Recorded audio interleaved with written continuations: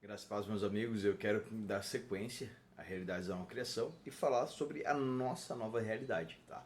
Para a gente entender isso, a gente precisa entender que recebemos a vida de Deus em nós. No próximo vídeo eu vou falar sobre a vida de Deus exclusivamente.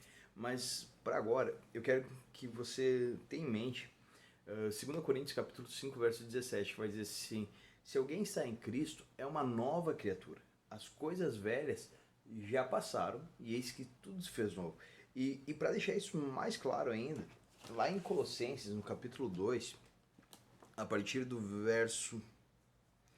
Leia todo depois, tá? Mas a partir do verso 10, tá? E estáis perfeito nele, que é o cabeça de todo principado e potestade, no qual também estáis circuncidados com a circuncisão não feita por mão do despojo do corpo da carne, a circuncisão de Cristo, sepultados com ele no batismo, nele também ressurretos pela fé no poder de Deus, que o ressuscitou dos mortos. Preste atenção nisso.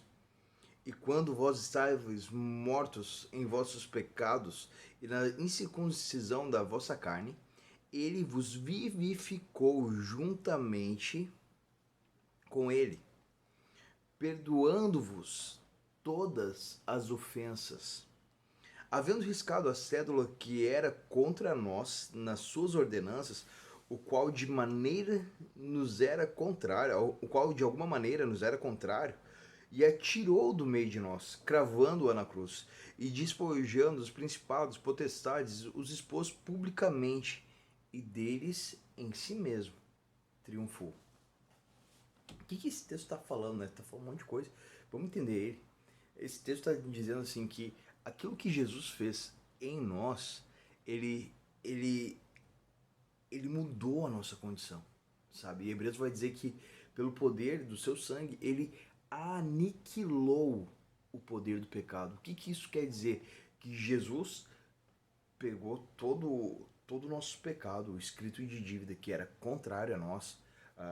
O diabo olhava para ele e dizia assim: ó, o Caleb me pertence, porque mentiroso, bebedor, e ficava apontando, sabe? Os nossos pecados todos diante de Deus. Então ele me pertence. Mas Jesus, ele vem e paga o preço. E quando ele paga o preço, ele pega esse escrito de dívida, essa nota promissória que nós tínhamos do pecado, sabe? Porque o salário do pecado é a morte. E ele leva no nosso lugar até a cruz.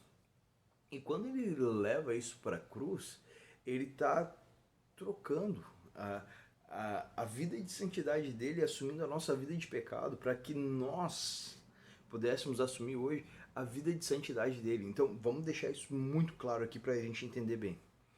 Hoje, você não é mais um pecador. Você é santo. Porque santo é aquele que te chamou. E Jesus, de maneira nenhuma, ele falaria para você ser alguma coisa que ele não estivesse disposto a investir poder na tua vida para que tu fosse. Entendeu? O que Jesus fez então?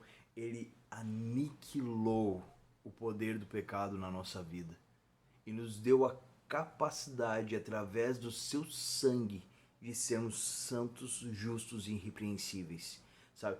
Depois dá para dar uma olhadinha lá em Judas, versículo 24, que vai dizer que, se não me engano é 24, que vai dizer que ele pega na nossa mão e nos protege até de tropeçar.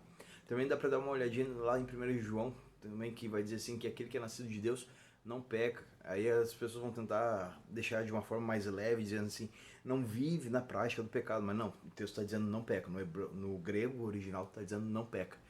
E quando a gente diz não peca, quer dizer que nós estamos em uma luta constante contra o pecado.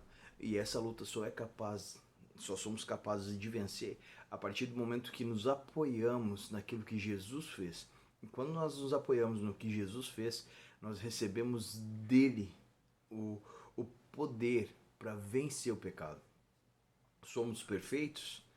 Não por nós mesmos. Tudo que tu tem capacidade de produzir é pecado. Mas o Cordeiro foi perfeito no teu lugar. Jesus foi totalmente santo no nosso lugar. E hoje nós nos apoiamos na santidade dele para viver tudo aquilo que ele tem. Então, se apoie na santidade de Jesus e não na sua própria, sabe? Maldito o homem que confia no homem. Confie no Senhor e não em você.